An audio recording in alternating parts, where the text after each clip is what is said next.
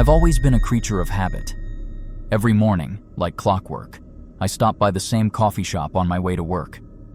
It's a cozy little place with warm lighting, the smell of freshly ground beans, and a friendly staff who know my usual order by heart. But there's one barista who always stood out to me, a woman named Sarah. She was polite, always smiling, and seemed to take a little extra care when making my latte. At first, I thought it was just good customer service. I was wrong. It started small. Sarah would greet me by name, even though I didn't remember ever telling her what it was. She'd ask how my day was going, comment on the book I was reading, or mention the weather like we were old friends. I didn't think much of it at the time. Maybe she was just really good at remembering faces. But then, one morning, she said something that stopped me cold. "Good morning, Claire," she said, handing me my coffee with that same warm smile. I froze. Claire was my twin sister's name, but Claire had died at birth. My parents had told me about her when I was a kid, but it wasn't something I talked about, ever.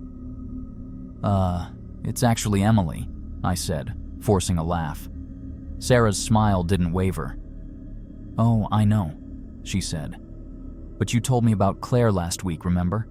How you always wondered what it would have been like if she'd lived." I didn't remember. In fact, I was certain we'd never had that conversation. I mumbled something and hurried out of the shop, my heart racing. Over the next few days, Sarah's behavior became even more unsettling. She started mentioning little details about my life, things she shouldn't have known. My favorite color, the street I grew up on, even the name of my childhood dog. I tried to brush it off, telling myself she must have overheard me talking to someone else. But deep down, I knew that wasn't it. Then, one evening, as I was leaving work, I saw her. Sarah was standing across the street, watching me. She was wearing a scarf, a bright red one with a distinctive pattern. My stomach dropped. It was the same scarf my mom had knitted for Claire. She'd shown me a photo of it once, tucked away in an old baby album. I called the police that night. When they reviewed the security footage from my apartment building and workplace, they found something horrifying. Sarah had been following me for months. She was in the background of nearly every video, always just far enough away to blend in but close enough to watch. And she was always wearing that scarf. The police confronted her at the coffee shop. At first she denied everything, but when they searched the staff room, they found a shrine. It was filled with photos of my family, photos that had been altered to include Sarah. In one, she was sitting between my parents at the dinner table. In another, she was holding me as a baby, smiling like a proud older sister. But the most chilling thing was the journal. It was filled with entries written in Sarah's handwriting, each one more disturbing than the last. "Claire deserves to live," one entry read. "I'll fix Mom's mistake." The police arrested her, but I couldn't shake the feeling that something was still wrong. I moved to a new apartment, changed my phone number, and started going to a different coffee shop. But no matter how far I ran, I couldn't escape the memory of Sarah's smile, or the way she'd looked at me like she knew me better than I knew myself. To this day, I don't know how she found out about Claire. I don't know why she chose me. And I don't know if she'll ever stop trying to fix whatever she thinks went wrong. Sometimes, late at night, I still see her face in my dreams. She's always wearing that red scarf, always smiling, always watching. Then, about 6 months after I moved, I got a package in the mail. There was no return address, but I knew who it was from the moment I opened it. Inside was an old photograph, one I had never seen before. It was a baby picture, except this time, there were 2 infants wrapped in pink blankets. One had my name scrawled beneath it, the other had Claire's. Except Claire had never lived. My parents never took a photo of us together because there was no us. Shaking, I reached for the second item in the box. It was the scarf, the same red one Sarah always wore. A small note was tucked inside, written in Sarah's neat looping script. "Claire is alive. You just have to let her in." I dropped the note and stumbled back, my breath coming in short gasps. My phone buzzed in my pocket, and I yelped, my nerves completely shot. With trembling hands, I pulled it out. It was an unknown number, one new message. "See you soon, sis." I blocked the number immediately, but deep down, I knew it wouldn't matter. Sarah, or whoever she really was, wasn't going to stop. Not until she made Claire live again. I don't go to coffee shops anymore. I don't stay in one place too long. But sometimes, when I'm out in public, I swear I see her. A flash of red in the crowd. A familiar figure slipping around a corner. A shadow standing just a little too still. And every time I wonder, how far will she go to bring Claire back?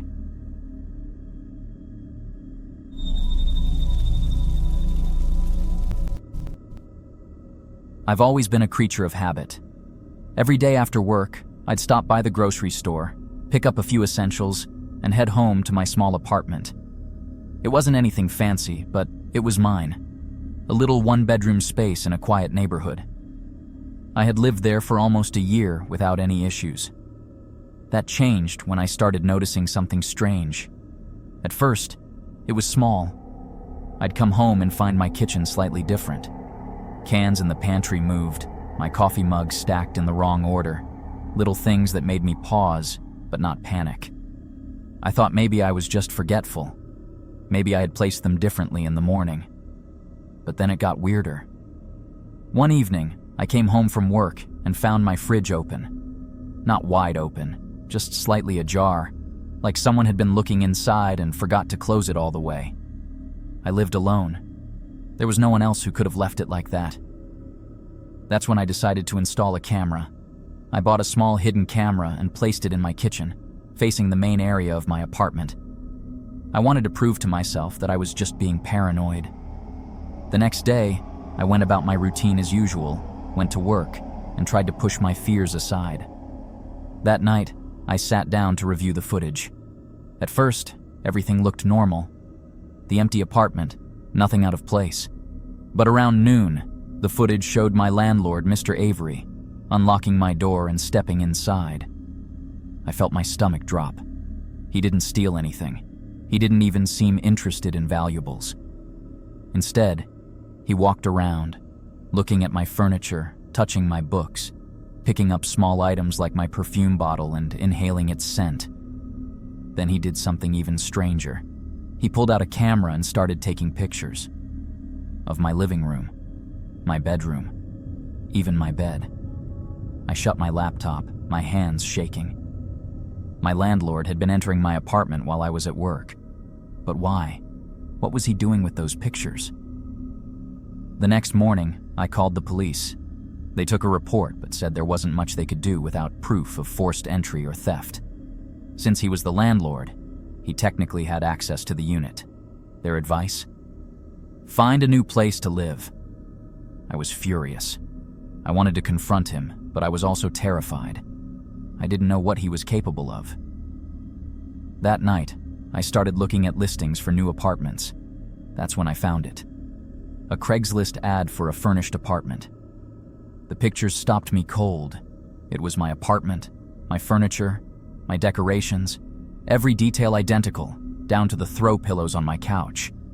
The listing's contact email was unfamiliar, but the profile picture sent chills down my spine. It was a photo of Mr. Avery, and he was wearing my perfume. My blood ran cold. I needed to get out of there. I packed a bag and went to stay at a friend's place. The next day, I worked up the courage to confront him. I knocked on his office door, my heart pounding. When he opened it, he gave me that same eerie smile. "Ah, Emily," he said calmly. "Something wrong?" I wanted to scream at him, demand answers, but all I could manage was, "Why are you in my apartment?" He just smiled wider. "Tenants leave, but I keep the best ones forever." I ran.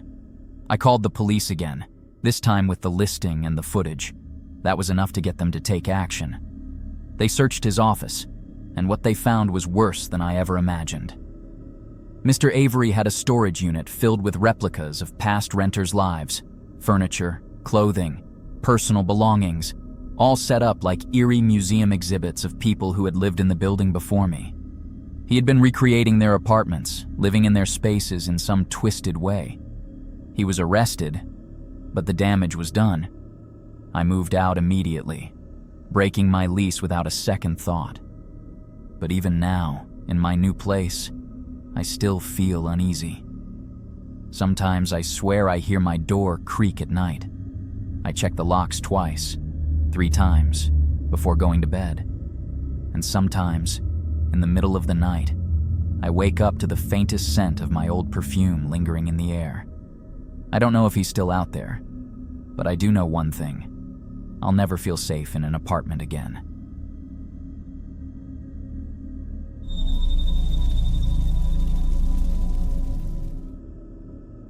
I never thought much about getting a flu shot. It was just one of those routine things, quick, simple, and forgettable. But that visit to the clinic changed my life in a way I never could have imagined. It was a small, urgent care center near my office. The nurse administering my shot was a tall, thin man with hollow cheeks and deep-set eyes. His name tag read, Elliot.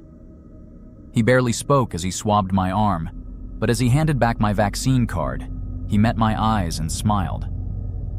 "I'll be seeing you," he said. I laughed nervously, assuming he meant it in the generic customer service way.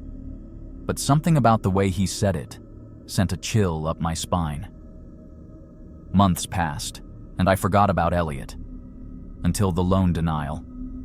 I had applied for a car loan and was shocked when the bank informed me I had been rejected due to outstanding debts. Debts I never accrued.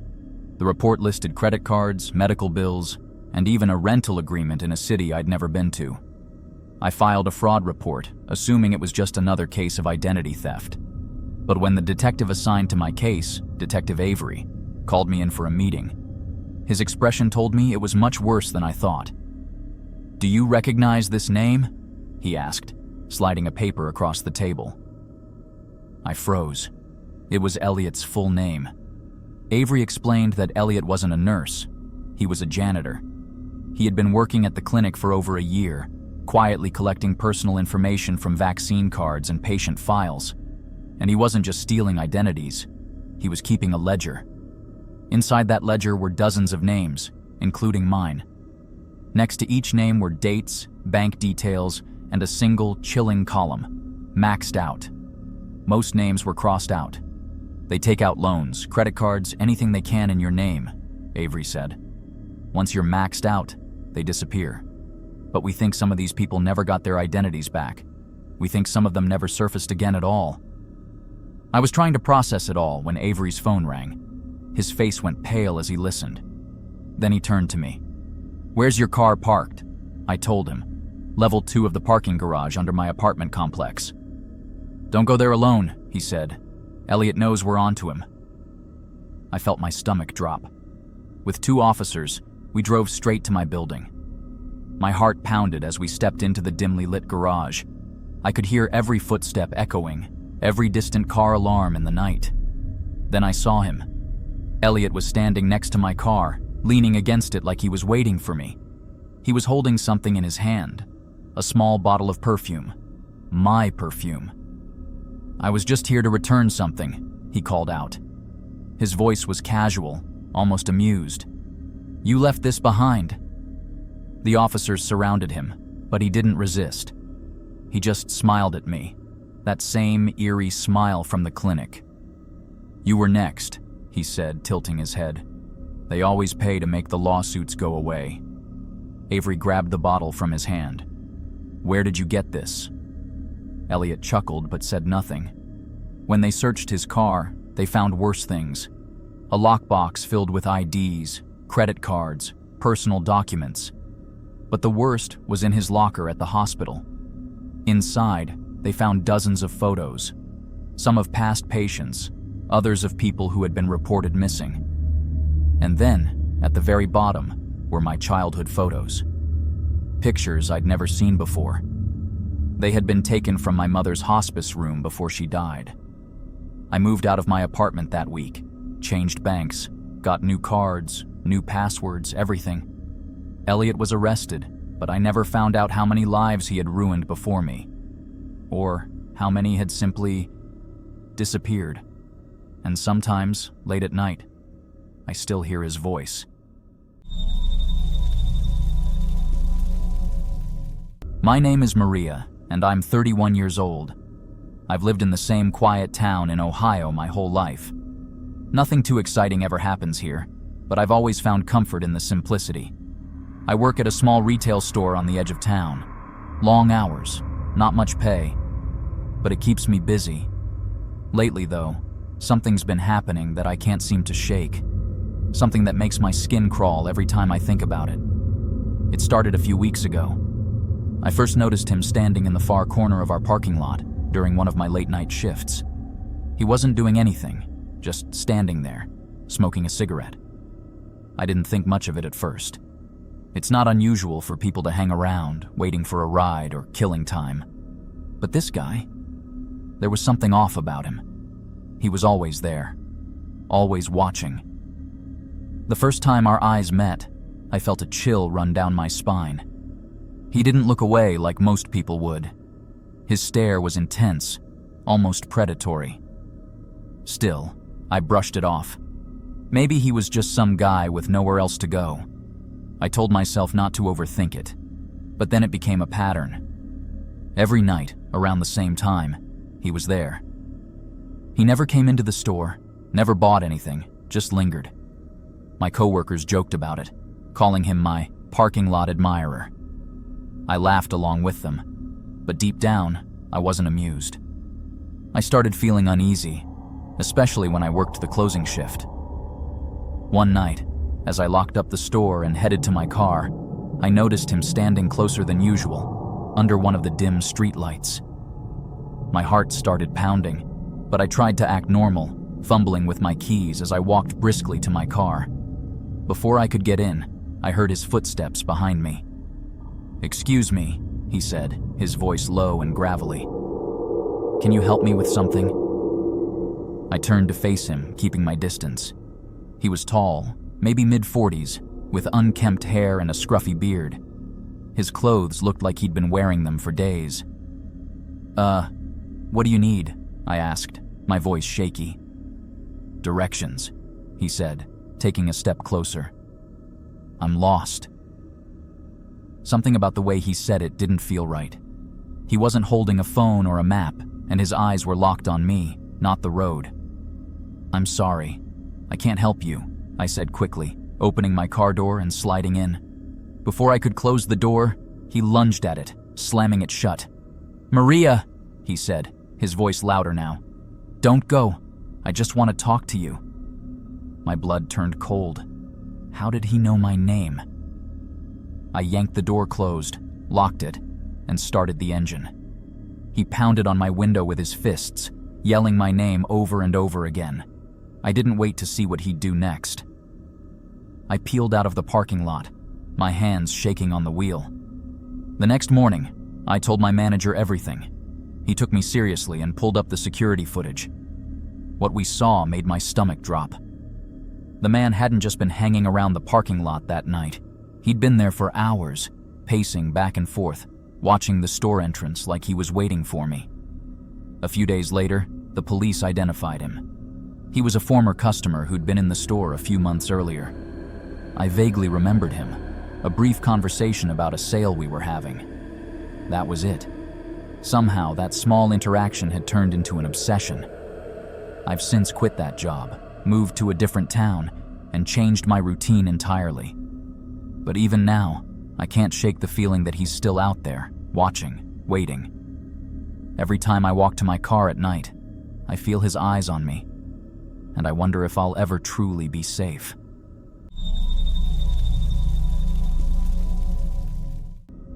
My name is Sarah, and I'm 26 years old.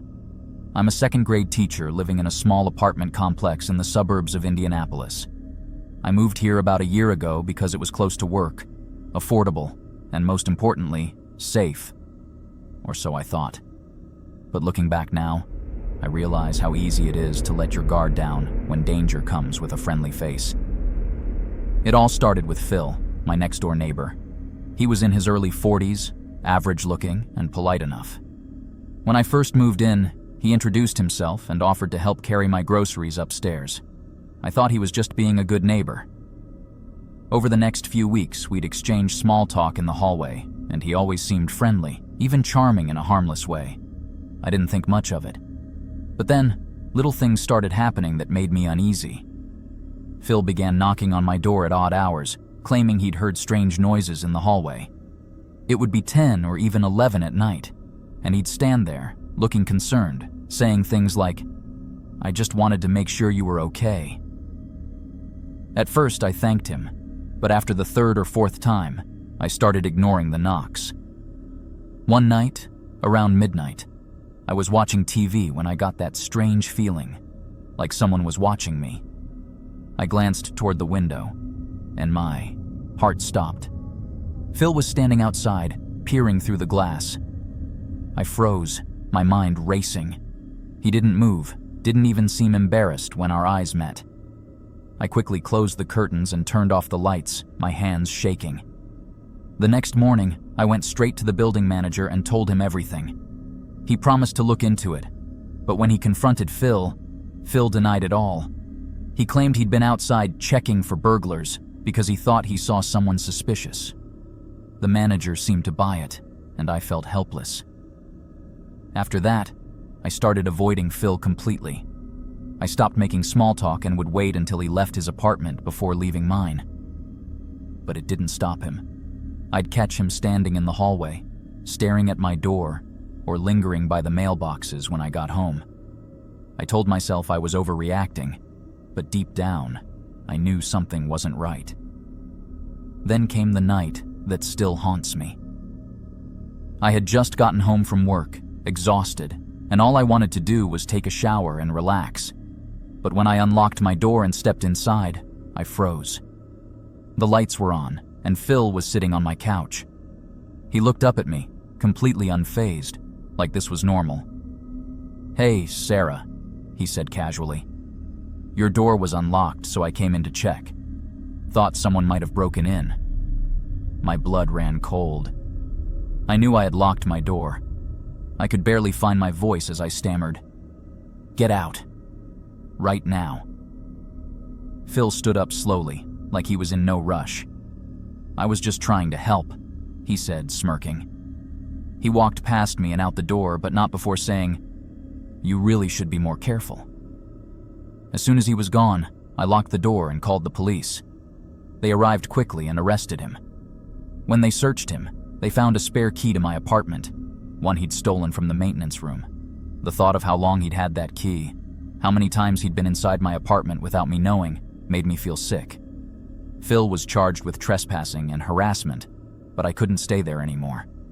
I moved out within a week, and I still check every lock twice before I go to bed. I don't know if I'll ever feel safe again.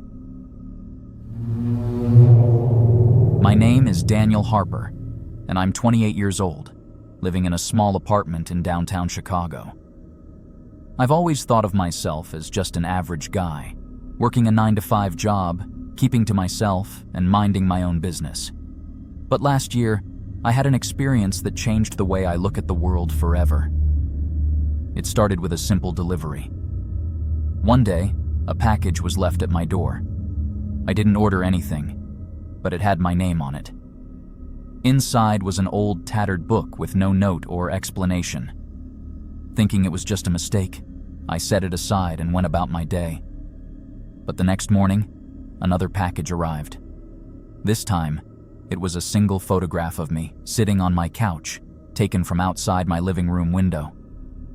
I felt my stomach drop.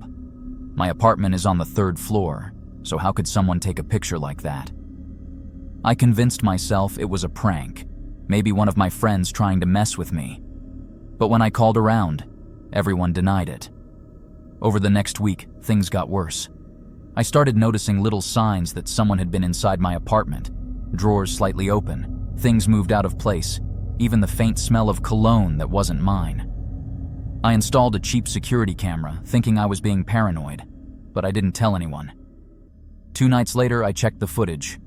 What I saw made my blood run cold. Around 2 a.m., A man wearing a dark hoodie appeared on the camera.